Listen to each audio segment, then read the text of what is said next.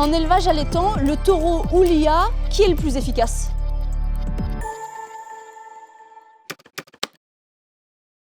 En élevage allaitant, ce qu'il faut garder en tête, c'est que seulement 30 à 40% des vaches sont cyclées 60 jours après vélage. Ce qui veut dire que 60 à 70% des vaches ne seront pas saillies par le taureau si le taureau est avec les vaches. Par conséquent, si on met un taureau avec les vaches, au bout de 30-40 jours, on aura à peu près 30% de vaches gestantes.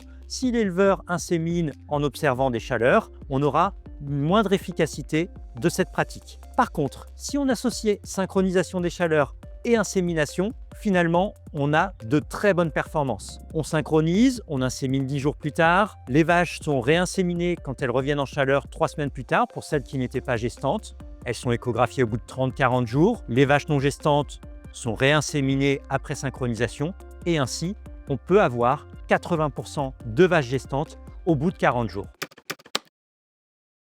Dans nos élevages allaitants, on a effectivement les deux pratiques, la monte naturelle avec la présence d'un taureau et l'insémination artificielle. Le choix va dépendre de deux éléments. Les compétences de l'éleveur, est-ce qu'il se sent détecter des chaleurs de manière efficace pour une insémination tout de suite du premier coup correcte? S'ils ne se sentent pas, ils vont effectivement plutôt basculer sur de la monte naturelle ou alors l'utilisation de protocoles hormonaux pour une synchronisation des chaleurs et une insémination parfois à l'aveugle. L'autre élément important va être la planification. Dans les élevages allaitants, on a surtout une planification et une saisonnalité des vélages. Donc les éleveurs vont souhaiter avoir des vélages, mettons, sur 2 mois de manière très stricte et ne vont donc pas souhaiter avoir des vélages durant toute l'année. Pour cela, soit ils vont planifier un taureau à un moment donné, soit on va passer du coup par une insémination précise. Il y a effectivement aussi des éleveurs qui vont coupler les deux avec une insémination en première intention et sur la fin de la mise à la reproduction, la présence d'un taureau pour rattraper les vaches vides.